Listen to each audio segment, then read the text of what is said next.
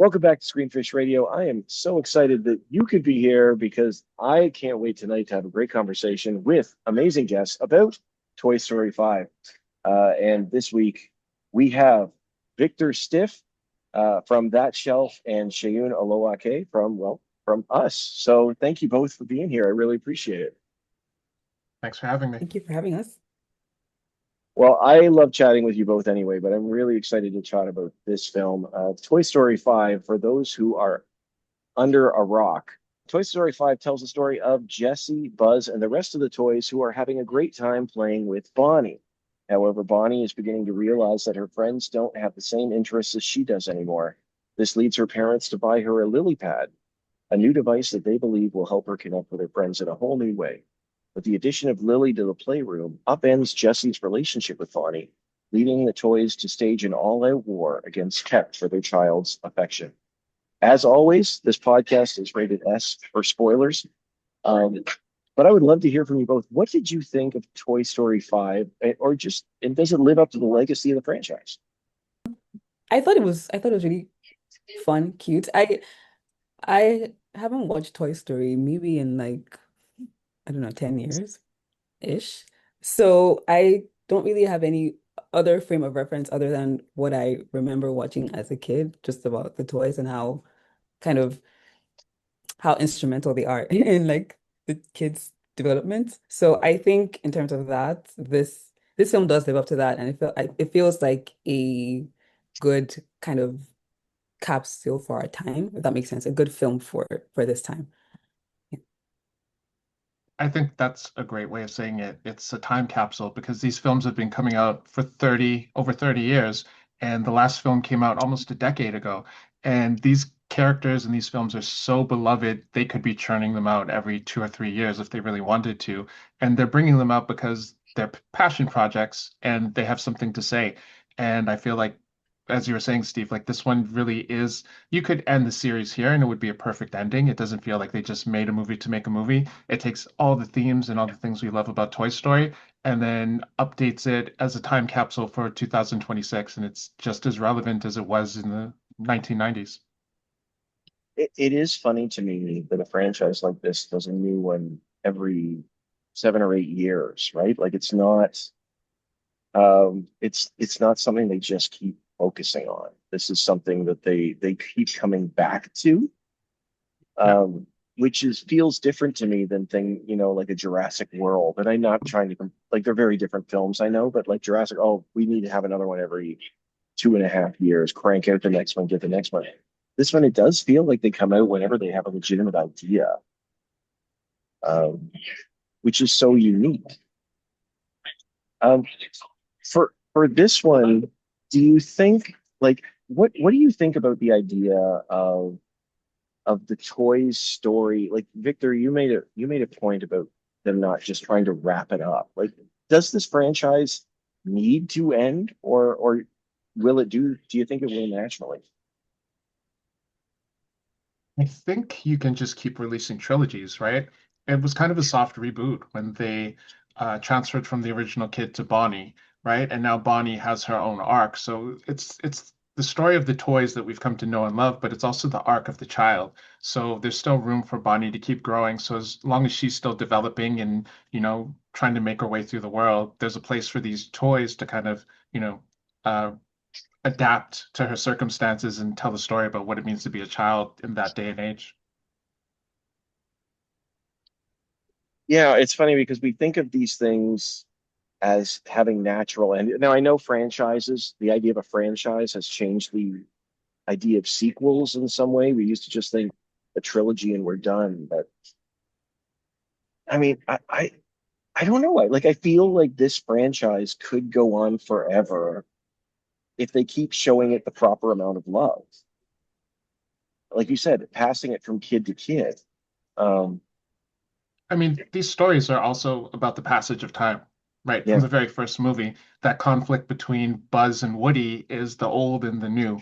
And even when the film came out, it was like, this is the new thing. And there was like no precedent for these computer animated movies versus, the old Disney model, right? And it was breaking ground, and now it's kind of the old dog in the yard. And people want to put it out to pasture. But again, it's the passage of time is so deeply interwoven into the themes of these stories that the text only gets richer the further and further you get, because these are about cycles of having purpose and meaning, and seeing a kid grow up and be left behind and starting over, right? And honestly, like these films are always more for the parents than the kids, right? It has stuff for the kids, but these were really written to like speak to the hearts of the parents. And, people who were kids when these films came out are parents now, and they're seeing those cycles represented in their lives. So just the longer this franchise goes on, it actually takes on more emotional resonance. Yeah, it's funny. I think a lot of the frustration with people as the franchise goes on is they still think the story's about them. Yeah. It's like this. I was seven. I wasn't. I was older than seven when the first one came out, far older than seven. But it's like we should be at that point, shouldn't we? Where we're looking at it and seeing how the story has changed. I don't know. Shay, what did you think of the film in that regard? Especially too, like this is through Bonnie's eyes, through Jessie's eyes. Now it's really uh, through the eyes of the women in this film. I don't think personally necessarily. I feel like in terms of the passage of time and like with that theme, I always have, I guess, maybe a fear or a worry when there's a franchise that's gone on for a long time that like the story will just be recycled. Like, are we gonna get something new? And I think in a weird way, like at the heart of the story, it's the same almost. It's just different elements, which is how all our lives are, I guess. Like we go through the same things, just in different forms. So in that sense, I think it brought something, I guess, new. I think me now watching the film, I guess as an adult, I'm seeing it like, oh my gosh, these kids are growing up so fast. That's where my mind is now, as opposed to when I was younger, where I'm just like, oh my gosh, what if my Barbie speaks when I'm not looking at her? Like it's a different frame of mind. And so yeah, I think that's what I was saying. It's a good film for the time now. Like I'm seeing it as kind of bringing up questions of how we, I guess, protect youth and protect innocence and protect childhood while times are evolving. That's kind of where my head went watching it. Yeah. But this is also a story about how we protect ourselves as we see those kids grow up and move beyond us, which is the real tear-jerking part. Yeah, yeah. It's interesting. Like I remember seeing the first one in theaters, and I very clearly had the thought that the world has changed after seeing it, because certainly with the CGI, never seen anything like it, et cetera, et cetera. But I had a similar feeling for different reasons on this one. And it was just that this isn't my Toy Story anymore. And I don't mean that in a this isn't my Toy Story. I mean, it's my kid's Toy Story. It really is. Like, I was watching it, like you said, like from the parents' perspective. And the things that Bonnie's going through with LilyPad, that could be my kid, my 11-year-old. And it was a different experience I had. Also, it's a little awkward that I share a lot more physical similarities to Woody now than I care to admit. Uh, We all do.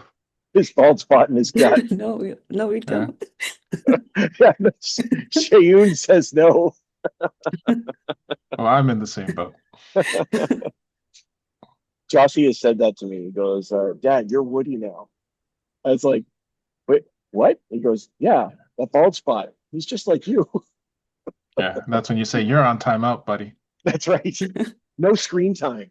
No screen Yeah. time for you. I I liked in this film how though they show the parents dealing with screens too. Did you pick up on that? It was really interesting to me. They're just sort of there and it's just life for them, but they want to keep the screen time, which lasts about 5 seconds. We'll monitor your screen time, but they don't. It's affecting them in the same way. But it's also because they're addicted to screens too, right? And Yeah. it's more time. And like so much of this film, like one of the main themes is that we're losing our ability to play and imagine.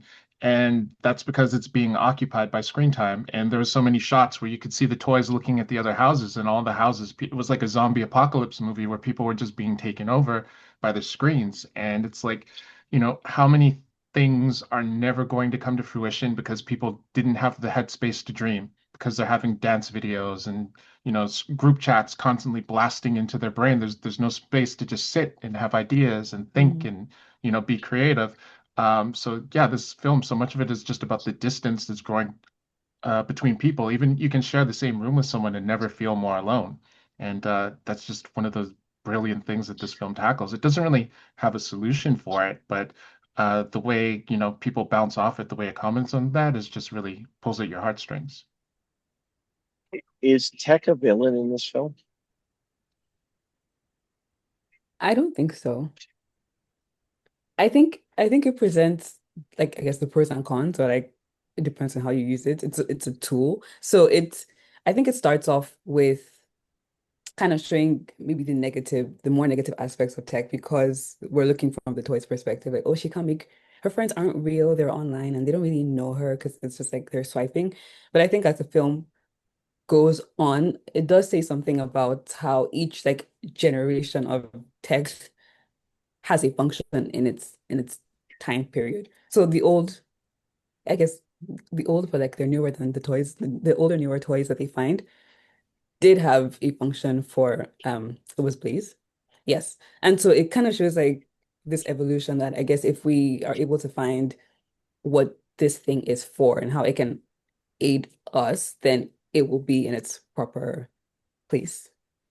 Yeah, I don't know if I would straight out call it a villain, but it's a toxin, right? Might be fun in small doses, but it overwhelms you and destabilizes you. It makes you a worse version of yourself. Uh, I have one question. Why is Smarty Pants able to upload to the cloud? What function does this? I mean, I have a lot of parents in my life who have kids under 3, and every aspect of their kids is like streaming to their phone. They want to know what they're eating, when they're sleeping, when they're waking up, when they're pooping. So that was one of the more believable things to me. That makes sense, yeah. Yeah. Um, yeah, I think they walk a very interesting line with this, like you said, and they have battled tech before. Like they made it the central thing here, but it's not like it's the first time. And Vic, you even pointed out, like the first film is or is Woody having a midlife crisis because of the space toys against progress again. Yeah. Um, Mhm. but I think that with the way the film unravels, like you said, Shay, I think there is a place for it here, but we don't really know what it is or how to manage it. We've just got this thing. Um, I remember, and I've said this quote before, being at TIFF one year, and it was Jason Reitman was there doing a Q&A for a film called Men, Women, and Children, which is not a great film. But in the film, it's all about how relationships uh, are affected both positively and negatively for technology. And he, in the Q&A, he said, uh, I think with the internet, it's like we've always driven a Model T Ford and we've been given the keys to a Lamborghini. It's going to take us 30 years to know what it is we have.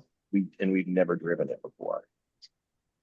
Um, and I sort of feel like that's here. Like it's interesting to me. Again, we can go spoilers on this. Like Lily's response at the end, where she sort of hops into the truck, is a fascinating and strangely heartbreaking moment. But it's like almost like recognizing she has to recognize the downside of what she can do as well. Um, I just think it's such a fascinating line to walk for a film like this. Not interesting. I feel like I guess the space it has where it doesn't have the answers is very much like our real life. Like I think we're still figuring out like the internet and social media and AI and like we're trying to understand like what kind of laws we can have with it and like how where does it stand morally and how can we use it ethically and things like that. So I feel like yeah, where the film doesn't have answers to those questions, it's kind of reflective of how we don't really have the answers just yet to those questions.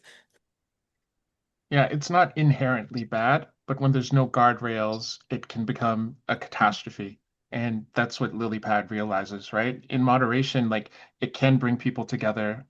Bonnie was online for a few minutes and she made a friend group. But again, with no guardrails, that leads to like bullying and, addiction to screen time because you feel like you're gonna be left out. So there's no rules, there's no framework for how we can manage this and be emotionally healthy instead of just, satisfied that we're, not bored. Mm. Yeah. And again, going back, all I can do is go back to my kid. The word bored is a terrifying word for him. It is terrifying. Like 5 minutes off the screen and he'll say he's bored. And we'll tell him it's Yeah, a good thing. No, it's not a good thing. Well, no kid ever thinks it's a good thing to be bored, but it seems to happen right. much more rapidly Yeah. than anything else. And even Lily says she's always on, right? Like I mean, our phones are all that stuff are always on anyway. Um, I wanted to ask you both about the idea of being useful, because I feel like that's a word. I think it's Jessie accuses Tech of being useless, but I think it really sort of ties into what her feelings are in a film like this too. Um, do you have any thoughts on that, or what it means for a character like Jessie to be useful? In the context of these films, it's the toys live to bring joy to their children, and that's all they want to do. And that they see the tech turning the kids into zombifying these children. There's no sense of joy, there's no sense of play, there's no sense of imagination. So, from the toys perspective, you're not useful. The one thing you need to do is make this kid a healthy person who enjoys life and makes friends, and the tech is doing the opposite of all those things that the toys prioritize.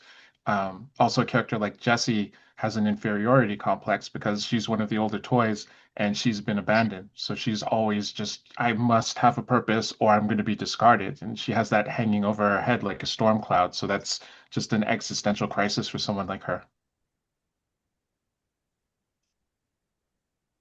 Yeah, that scene where she's at the tire swing or the tree swing is just gut wrenching. It's just a gut punch, emotional, beautiful scene. Um, where she sort of has to come to face. But yeah, I think you're right. Like she's no, she seems afraid. Thinking of this for the first time, is to she afraid to acknowledge that the future is coming, just like other characters, or she is just afraid to acknowledge that her story. Does she feel like her story doesn't matter in the same way because of these new things? Um, Yeah, I would say she feels like it doesn't matter, and this is what makes the ending so resonant, is that she realizes that she does matter because all these films are about resisting the forces of change, right? And these toys go on these adventures, they drive themselves buggy, they get lost and kidnapped and end up on the other side of the city fighting change. Change is inevitable. And the end of the film, they're realizing it's like, don't fight change, embrace change. Things won't always be as they were, but that doesn't mean you weren't meaningful. You didn't have a purpose. Her purpose was to bring joy and meaning to a kid. That kid grew up and she imprinted on that kid, and then that kid imprinted on her kid, right? And it's like it's an echo of Jessie's love and affection and time with her original kid. So the reason that moment at the swing says so much is because she's saying, I will only have this for a little while. I'll love it and appreciate it while it's here, but when it's gone, it's gone. And that doesn't make it any less beautiful. do you think Lily's sense of purpose is the same as Jesse's?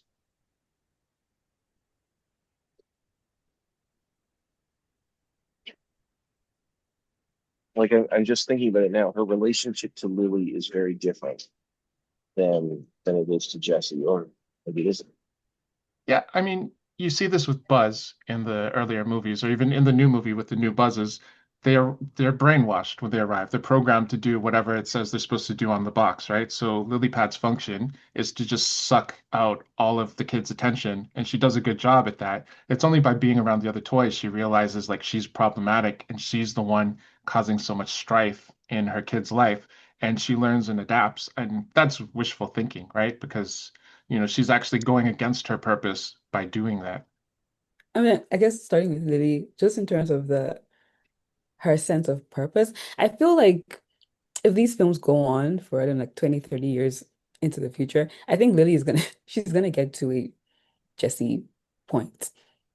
I just think with whatever change happens in the future, it's she has to get to a point where she's like, oh, I'm not the new thing anymore. That's kind of like the thing with all the toys. It's like I'm old now and like whatever is new and trendy is what everyone goes to, and then you feel kind of useless in that regard. So I do think she has a stronger sense of purpose because she's newer in a sense, like because she's the thing that everybody wants.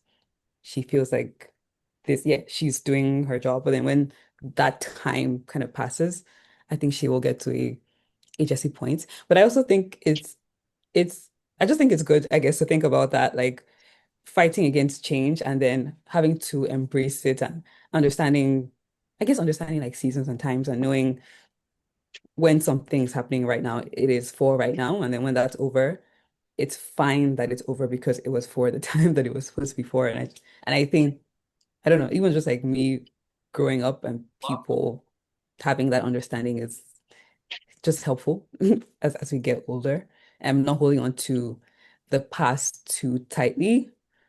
Um, yeah. I think Lily's going to hit it even faster because Lily 2.0 is coming out in 6 months, and Yep. With a Lily's subscription. with a subscription. Um, 3-month Netflix trial.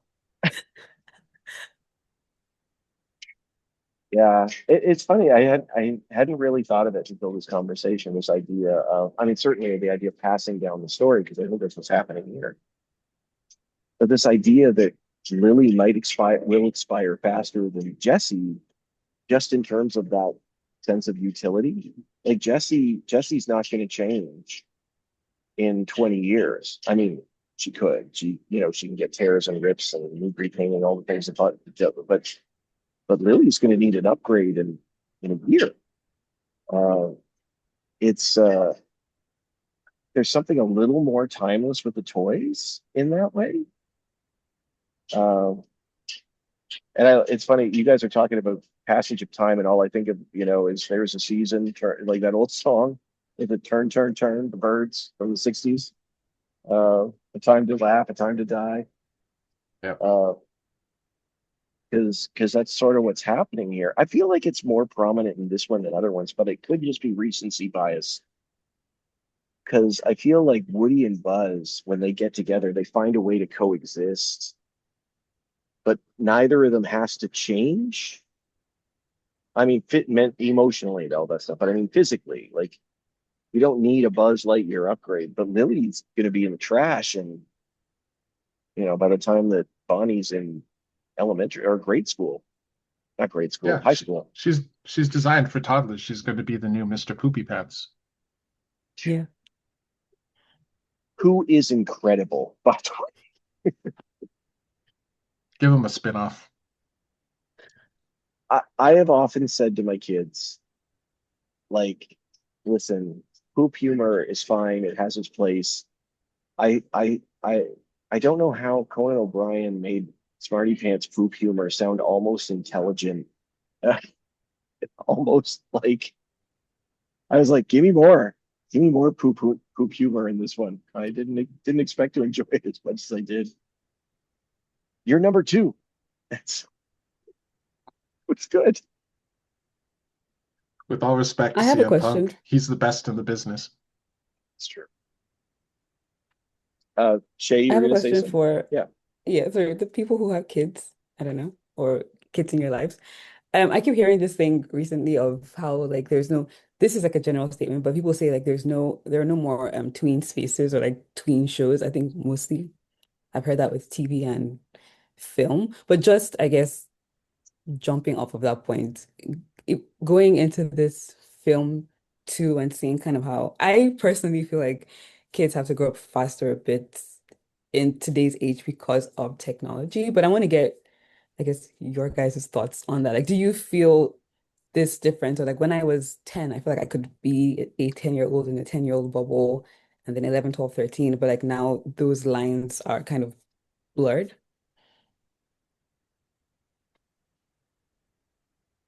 I mean, I don't think it's wrong. Um, like it is interesting, and the way that it happens in this film is exactly how it happens. My friends are on this. And if I don't have, and I mean, there was even growing up when I was a kid, it'd be like, well, if I don't have this toy, I'm on Yeah. the out. But this takes it to another level. Like when Woody says that toys are for playing, tech is for everything. He's 100% right. I can't remember if that's in the film or just in the trailer, but it's a correct statement. Um, I remember 2 years ago on Boxing Day, they had a deal and I bought the MetaQuest VR. Um, and the reason I bought it, that Alicia and I talked about it, the reason I bought it is for the exact reason that Bonnie has it. Now, we had restrictions on what games he could play, how long. That one we actually was a lot easier to restrict him than the iPad. The iPad, I think he's absorbed it into his body at this point. But the MetaQuest has been easier to sort of control. But we did it for that reason because his friends were here and he felt like he was missing out because they were, especially Jossie was really a COVID kid. He hit that age that, how old is Bonnie in this movie? Is she like 7 or 8? I think she's 8. She's 8. So Jossie was 5 when COVID hit. So everything went on to the iPad. His friends went on the Yeah. iPad, his school went on the iPad, all that stuff. Anders never had that. I feel like that accelerated everything. Again, still need restrictions and all that stuff, but I don't know. Like, Also, sorry, go ahead. no, please. I was going to pass it to you anyway. See what you think. When Steve and I were kids, these corporations were insidious. You take something like He-Man, and they would develop the toy first, then they would make the cartoon show to sell us the toy, right? So that's how they would brainwash us and get us into their ecosystem. With tech, this device is studying the way you live your life. It knows every second you're awake. It knows when you go to the bathroom. It knows when you're sleeping. And it's so insidious in the way that it's like the predator in the shadows, invisible, just watching you with heat vision.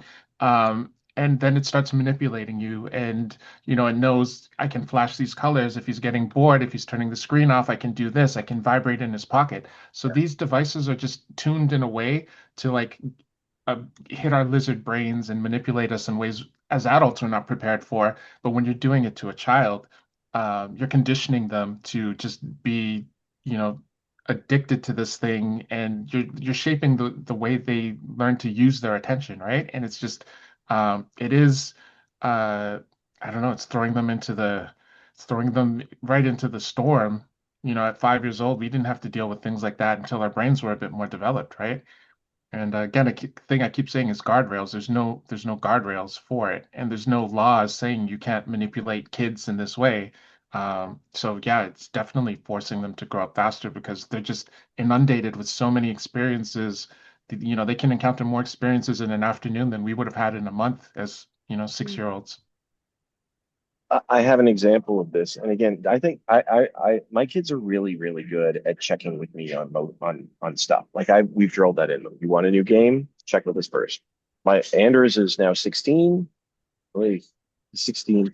So there's a lot more freedom. I'm not concerned about stuff and all that. And Jossie is only 11. Um, so last week, 2 weeks ago, there was a movie in theaters he wanted to see, and I didn't even know he'd seen it, and that was The Amazing Digital Circus, um, which I'd seen the shirts in Hot Topic and all this stuff. I knew a little bit about it, but there are so many ways to access it. It's on YouTube, it's on net now, it's on Netflix, it's all this stuff. It shows up on the shorts, reels and all this stuff. So he knew what it was, and actually he had seen the whole series. This is one of those rare times, or at least I think it's rare, that he'd watched a whole series without checking with me first, because all his friends were watching. So I went and saw this thing. I said, okay, I'll take you. I took him and a friend to go see the Moving Digital Circus because the series finale, was in theaters. And it was really well done. But I'm it was not a kid's movie. Like, and I mean that true. Like it was I talked to Jossie about leveling up. Like this little thing pushes this little thing, and this is little thing. Um, it's brilliant, and it was incredibly deep experience for a thing I'd never seen before.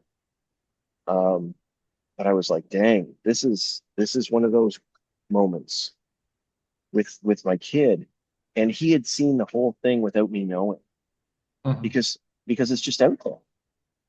Yeah. It was wild.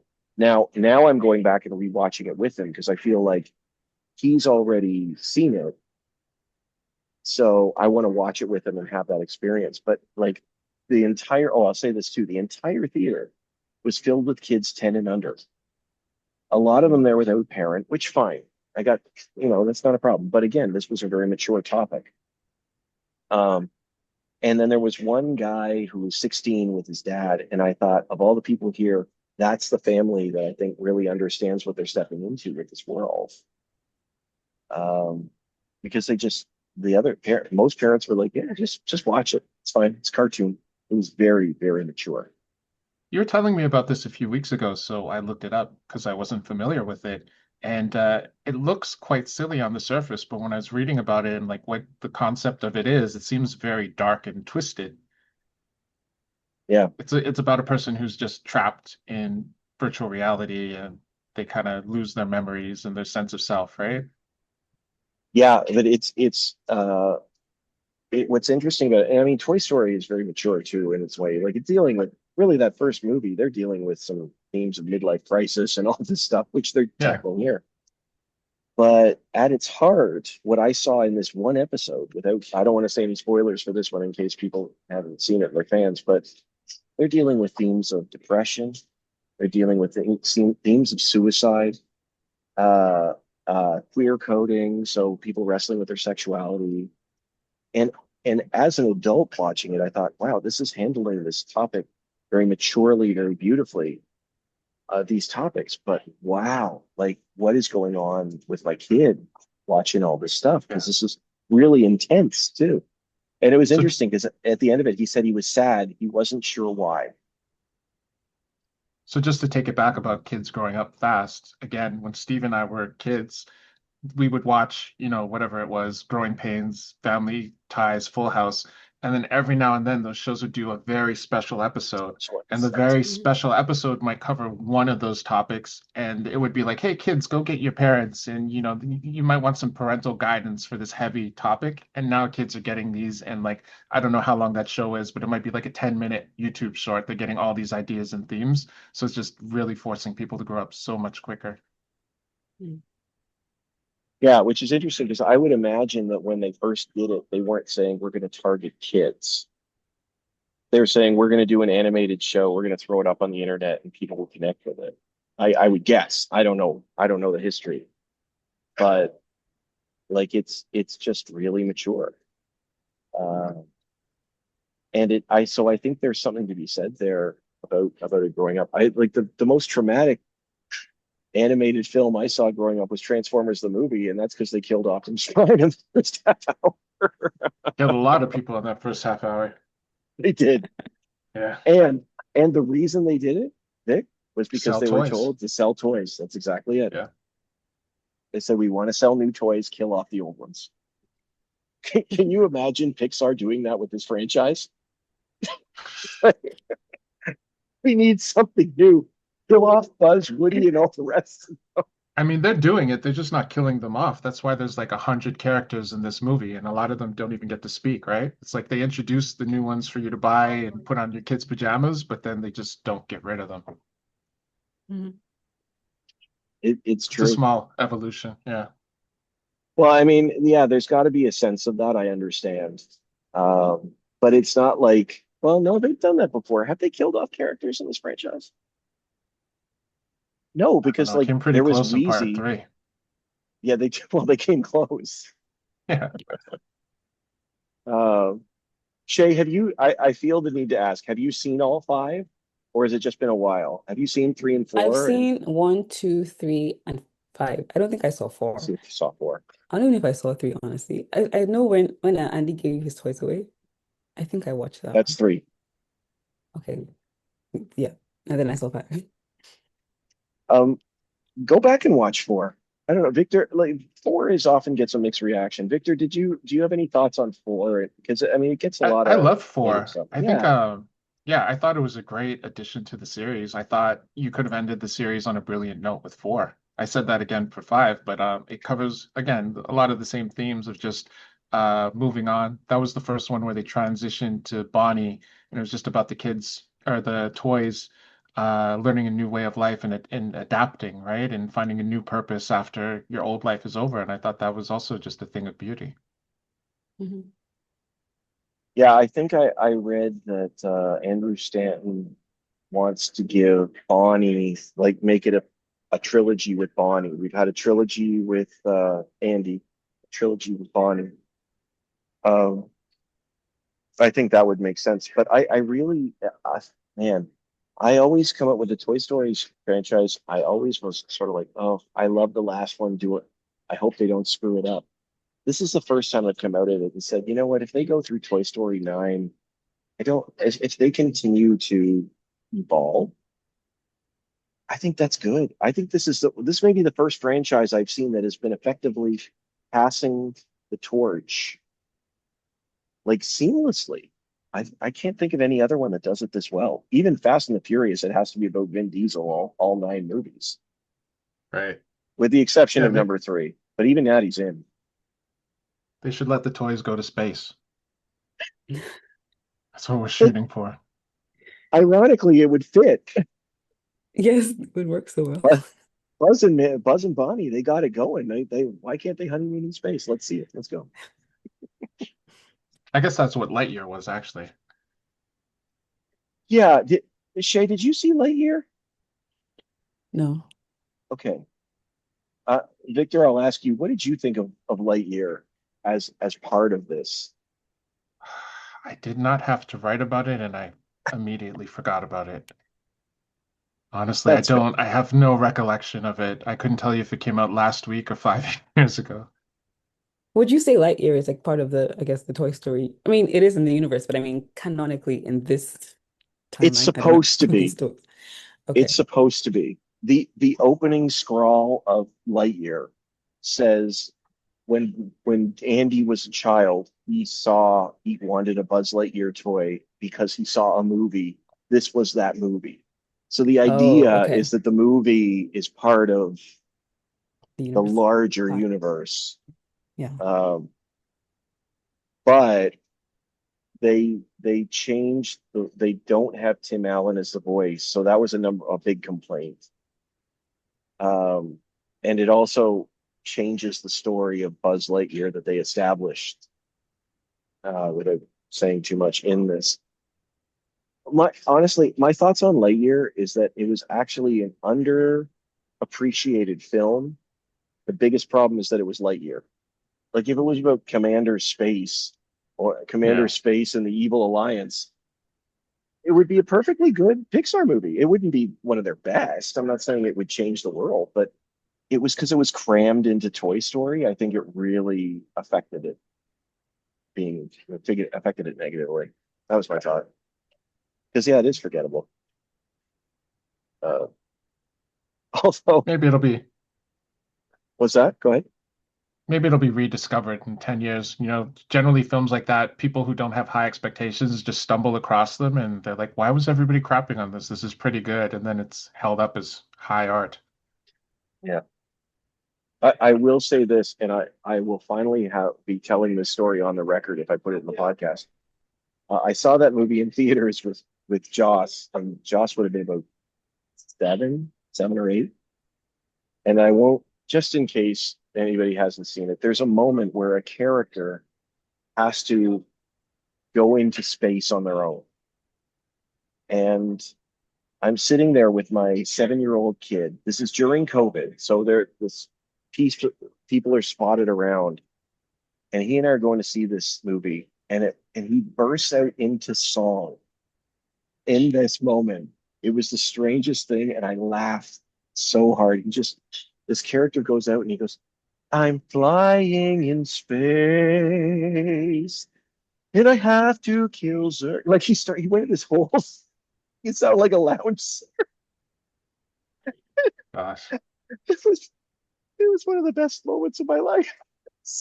I Oh think you got a boy. theater kid. I just, Yeah.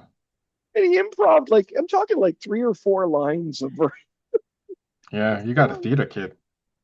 I was just gonna say sorry. I feel like you brought up before, Victor, about the idea of play and just how important that is in this film as well. And I like what they did visually with it, where like every time the kids are playing, they go into like a different animation style just to emphasize like this is another world where like they've created themselves and it's so big and it's so vast. And I I think driving that is also important, just again for kids and just for people, even I think adults.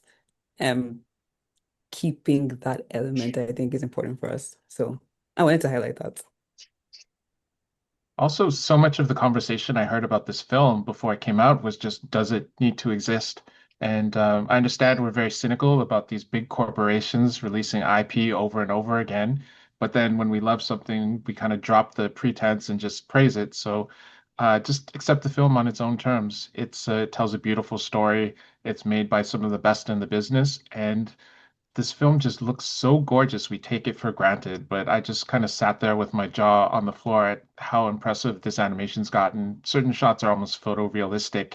The attention to detail, the mastery, the artistic intention that goes into animating every frame is just phenomenal. So just like soak it all up, enjoy it. You're gonna have a great time.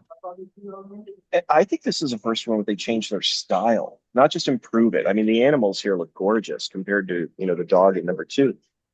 But I think they changed, like, this is the first time where they actually changed the style of these characters. Like those, you talk about play, those play sequences with the brush strokes, Hmm. gorgeous. Mm. Um, yeah, I think it adds a whole, and actually that makes a lot of sense too that they did that because it's a new kid. It would be a new voice for playing. I don't know. I Yeah, just think. new visual language. Yeah. Mm.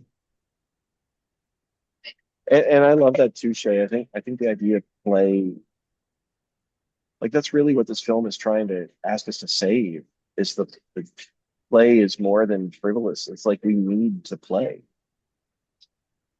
I think we lose that. Not necessarily because of tech. I think we just can lose that too quickly. Jossie doesn't Jossie will still play. He's good at play, but not like he used to be. Um, it's a great point. Mm. Well, this has been so much fun. Why don't we screen it or skip it? I think we've already shown our hands here, but Toy Story 5, screen it or skip it. Screen it. Definitely screen it. Yeah, I feel like it is. I feel like this is a no-brainer, and I feel like it's really wonderful. Um, I do appreciate it for all the reasons we've said. It's just a wonderful film. Um, and I think, and if you're in Toronto, there's a theater that actually has painted itself to look like Bonnie's room. Uh, Where is yeah, that?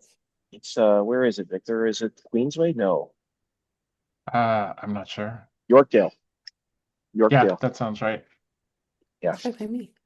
Mm. Look it up. It's actually pretty cool. The whole theater has giant toys, all of them. Anyway, um, as here I am promoting, not just go see it. Here's where. This is something new we've done here. No. Um, Listen, I love chatting with you both. As always, it's fun. I appreciate the time. How can people find you? Sell your wares. I just Well, wrote about Toy Story 5 for Exclaim, so you can find the review there. I've been doing some writing over there. And I got a Supergirl review coming this week for that shelf. And you can find me on Rotten Tomatoes at Victor Stiff and on Instagram and X at Victor J. Stiff. Love it. I guess Awesome. I'm Oh, go I'm on Shay. Screenfish. Sorry. Yeah.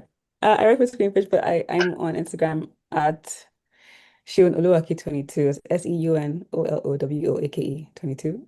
And X at Seun Olowo-Ake, my first and last name. I love it. Great.